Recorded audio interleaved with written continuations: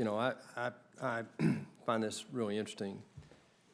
You know, in 2000, let's just talk about the realities here instead of the emotion. In 2000, this government had $6 trillion of debt.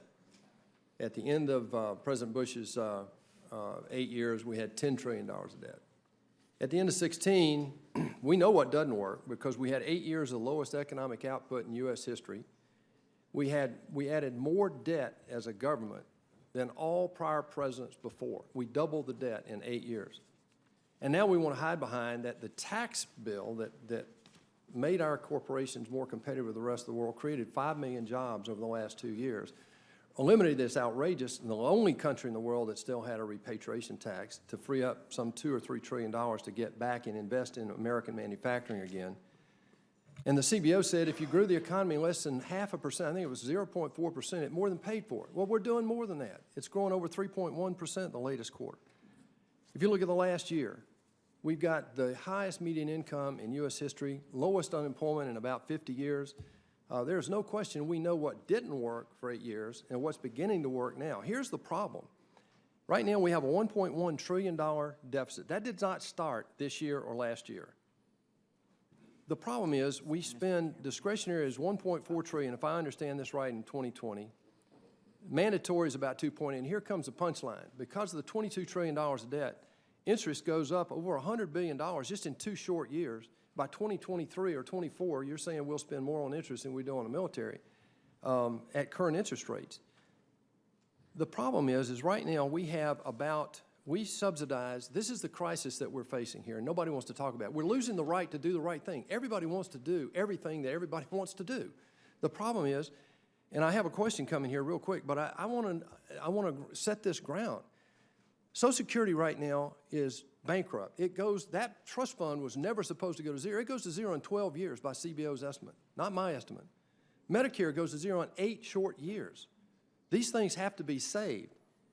Medicare right now, Medicaid, we're paying that out right now at the level of $400 billion a year. So right now we've got a $1 trillion issue right there that can be solved. Both sides have solutions on it. I think there are compromises that can be do that. My question here is, given the reality that discretionary spending is lower now than it was in 2009, and it's actually where it was back in the 60s, and that discretionary spending as a percentage of GDP has been declining for the last 50 years, except for a few blips.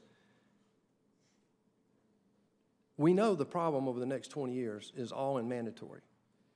Is this budget that we're looking at a first step toward a long-term plan of dealing with something that neither side has wanted to deal with here for the last 20 years? And that's that's the explosive crisis in the fact that Social Security and Medicare those trust funds are going to go to zero. At that point, I'd like to see people on both sides of the aisle talk about how they're going to explain to their constituents they can't pay out the benefits that we've been promising them for the last 100 years. Would you address the long-term implications of how this budget addresses that Sure. long-term issue? As it pertains to mandatory spending, which is the spending that's on autopilot each year, this budget proposes more mandatory spending savings reductions than any president's budget in history, other than the first 2 presidents' budgets of this administration. So we believe that for those, including this administration, that recognizes the problems with the escalating cost on the mandatory side, we believe this budget is a very good faith effort, quite frankly, a historic effort to address those concerns. Our Medicare reforms push out the trust fund expiration date by 8 years. Again, there's no... Can you say that again?